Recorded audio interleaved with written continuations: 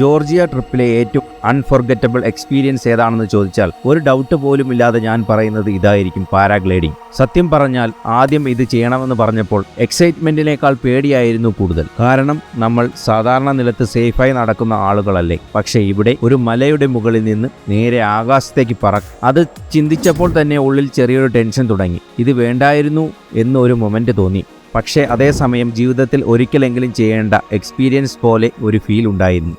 അങ്ങനെ ഫൈനലി ഞങ്ങൾ ലൊക്കേഷനിലെത്തി. മുകളിൽ എത്തിയപ്പോഴാണ് ആക്ച്വൽ വ്യൂ കാണുന്നത്. ചുറ്റും ഹ്യൂജ് മൗണ്ടൻസ്, താഴെ വൈൻഡിങ് റോഡ്സ്, ചെറിയ വീടുകൾ, തണുത്ത കാറ്റ് കണ്ടിന്യൂസ്ലി മുഖത്തടിച്ചുകൊണ്ടിരിക്കുന്നു. ആ അറ്റ്മോസ്ഫിയർ തന്നെ വേറെ ഒരു ലെവലായിരുന്നു. ഹോണസ്റ്റ്ലി ഒരു സിനിമയുടെ സീൻ പോലെ ഫീൽ ചെയ്തു. പക്ഷേ എക്സൈറ്റ്മെൻ്റ് ഒക്കെ ഒരു സൈഡ്, അകത്ത് ഫുൾ നെർവസ് ആയിരുന്നു. കാരണം ഇനി കുറച്ചു മിനിറ്റ് കഴിഞ്ഞാൽ നമ്മൾ ആകാശത്തായിരിക്കും. അവിടെ ആൾറെഡി ചില ആളുകൾ ടേക്ക് ഓഫ് ചെയ്യുന്നത് കാണാമായിരുന്നു. അവർ ഓടിപ്പോകുന്നു, പിന്നീട് സഡൻലി വായുവിലേക്ക് ഉയരുന്നു. ഇതൊക്കെ കാണുമ്പോൾ ത്രില്ലിംഗ് ആയിരുന്നു. പക്ഷേ നമ്മുടെ ടേൺ എടുത്തപ്പോൾ ഹാർട്ട് ബീറ്റ് ശരിക്കും കൂടാൻ തുടങ്ങി. പറയാൻ തുടങ്ങി, മുന്നോട്ട് ഓടണം, നിർത്തരുത്, പിന്നോട്ട് നോക്കരുത്. സിമ്പിൾ ഇൻസ്ട്രക്ഷൻ ആയിരുന്നെങ്കിലും ആ സമയത്ത് മൈൻഡ് ഫുൾ ബ്ലാങ്ക് ആയിരുന്നു. ക്യാമറയിൽ കൂളായി കാണിച്ചാലും അകത്ത് ഫുൾ ടെൻഷൻ. ഹാർനസ് എല്ലാം ടൈറ്റാക്കി റെഡിയായി. വിൻഡ് ശരിയായ ഡയറക്ഷനിൽ വരാൻ കുറച്ച് വെയിറ്റ് ചെയ്തു. ഫ്യൂ സെക്കൻഡ്, സത്യം പറഞ്ഞാൽ വളരെ ലോങ് ആയി തോന്നി. പിന്നെ പൈലറ്റ് പെട്ടെന്ന് പറഞ്ഞു റൺ. അങ്ങനെ ഞങ്ങൾ ഓടാൻ തുടങ്ങി. ആദ്യ ഫ്യൂ സെക്കൻഡ് നോർമലായിരുന്നു. കാലുകൾ നിലംവിട്ടു. ആ മൊമെന്റ് ഒരിക്കലും മറക്കാൻ പറ്റില്ല. ബോഡി മുഴുവൻ ലൈറ്റായി ഫീൽ ചെയ്തു. താഴെ മലകൾ സ്ലോലി മൂവ് ചെയ്യുന്നു. ഞങ്ങൾ പതിയെ ആകാശത്തേക്ക് ഉയർന്നു. ആദ്യം കുറച്ച് സെക്കൻഡ് പ്യുവർ ഷോക്കായിരുന്നു. പേടിയും എക്സൈറ്റ്മെൻറ്റും മിക്സഡായ ഒരു ഫീലിംഗ്. കുറച്ച് സമയം കഴിഞ്ഞപ്പോൾ മൈൻഡ് സ്ലോലി കാം. ഇപ്പോഴാണ് ആക്ച്വൽ ബ്യൂട്ടി കാണാൻ തുടങ്ങിയത്. മുകളിൽ നിന്ന് ജോർജിയ കാണുന്നത് റിയലി നെക്സ്റ്റ് ലെവൽ.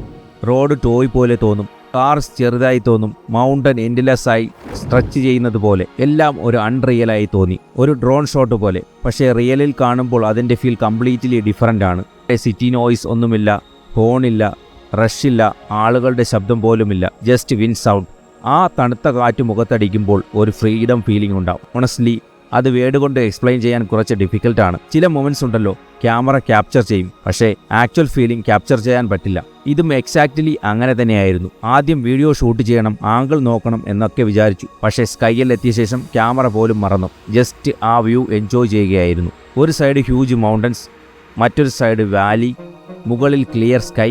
ഞങ്ങൾ പോയ സമയത്ത് സ്നോ ഇല്ലായിരുന്നു. ആക്ച്വലി അത് നല്ല, കാരണം മുഴുവൻ ലാൻഡ്സ്കേപ്പ് വളരെ ക്ലിയറായി കാണാൻ പറ്റി. Green mountains, roads, small buildings, എല്ലാം പോസ്റ്റ് കാർഡ് പോലെ ബ്യൂട്ടിഫുൾ ആയിരുന്നു. പൈലറ്റ് ചില ടേൺ എടുക്കുമ്പോൾ സ്റ്റൊമക്ക് റോളർ കോസ്റ്റർ ഫീൽ. ആദ്യം ശരിക്കും സ്ക്രീം ആൾമോസ്റ്റ് വന്നിരുന്നു. പക്ഷേ തുടങ്ങി. അവിടെ ഒരു ഇൻട്രസ്റ്റിംഗ് ഫീലിംഗ് ഉണ്ടായിരുന്നു. ഫിയർ സ്ലോലി ഹാപ്പിനെസ് ആയി മാറുന്ന ഫീലിംഗ്. ടേക്ക് ഓഫ് ചെയ്യുന്നതിന് മുമ്പ് മൈൻഡ് ഫുൾ ടെൻഷൻ. പക്ഷേ ഫ്യൂ മിനിറ്റ് കഴിഞ്ഞപ്പോൾ ഇത് കുറച്ചുകൂടി നീണ്ടിരുന്നെങ്കിൽ എന്ന് തോന്നി. ജീവിതത്തിൽ ഫസ്റ്റ് ടൈം ഒരു ബേർഡിനെ പോലെ പറക്കുന്ന ഫീൽ. മുകളിൽ നിന്ന് താഴേക്ക് നോക്കുമ്പോൾ നമ്മുടെ ഡെയിലി സ്ട്രെസ്സൊക്കെ വളരെ ചെറുതായി തോന്നും. നോർമലി നമ്മൾ ഓവർ തിങ്ക് ചെയ്യുന്ന പല കാര്യങ്ങളും അവിടെ നിന്ന് നോക്കുമ്പോൾ അത്ര ഇമ്പോർട്ടൻ്റ് അല്ലെന്ന പോലെ ഫീൽ ചെയ്യും. അതുകൊണ്ടാവും ആളുകൾ പറയുന്നത് ട്രാവൽ ചേഞ്ച് പീപ്പിൾ എന്ന്. കാരണം ചില എക്സ്പീരിയൻസസ് നമ്മളെ മെൻ്റലി റീഫ്രഷ് ചെയ്യും. ഇതും എക്സാക്ട്ലി അങ്ങനെ തന്നെയായിരുന്നു. ഒരു പോയിന്റിൽ ഞാൻ ഒന്നും സംസാരിച്ചില്ല, ജസ്റ്റ് വ്യൂ നോക്കിയിരുന്നു. കാരണം ചില മൊമെൻറ്റ്സ് സൈലൻസിൽ enjoy. Wind sound, cold weather, mountain view, everything together felt peaceful.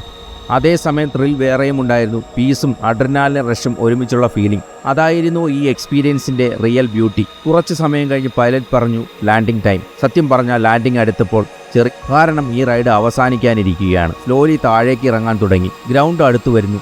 ആളുകൾ വിസിബിളായി തുടങ്ങുന്നു. 2 സെക്കൻഡ് കഴിഞ്ഞ് സ്മൂത്ത് ലാൻഡിംഗ്. അതോടെ റൈഡ് കഴിഞ്ഞു. പക്ഷേ മനസ്സ് ഇപ്പോഴും സ്കൈലായിരുന്നു. ലാൻഡിംഗ് കഴിഞ്ഞ ഉടനെ തന്നെ ഫസ്റ്റ് റിയാക്ഷൻ എന്തായിരുന്നു എന്ന് അറിയാമോ? ടേക്ക് ഓഫിന് മുമ്പ് പേടിച്ച സെയിം ആളാണ് ലാൻഡിംഗ് കഴിഞ്ഞപ്പോൾ വീണ്ടും പോകണമെന്ന് പറയുന്നത്. ഇതാണ് പാരാഗ്ലൈഡിങ്ങിൻ്റെ മാജിക്.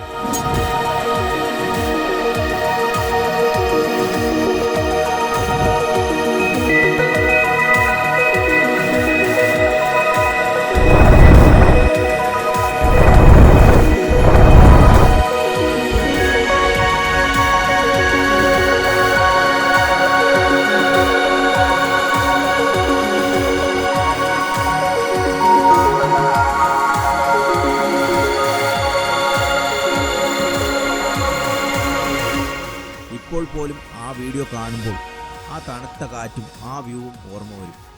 ഹോണസ്റ്റ്ലി ജോർജിയ ട്രിപ്പിൽ ഞങ്ങൾ ചെയ്ത ബെസ്റ്റ് ആക്ടിവിറ്റി ഇതായിരുന്നു.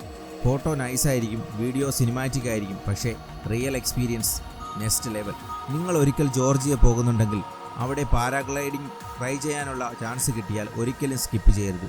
പേടിയുണ്ടാകും ഡെഫിനറ്റ്ലി, പക്ഷേ ടേക്ക് ഓഫ് ചെയ്ത് ആ ഓൺ മൊമെൻറ്റ് കഴിഞ്ഞാൽ എവരിതിങ് ചേഞ്ച്. കാരണം ചില ലൈഫ് ടൈം വരെ നമ്മളോടൊപ്പം ഉണ്ടാകും.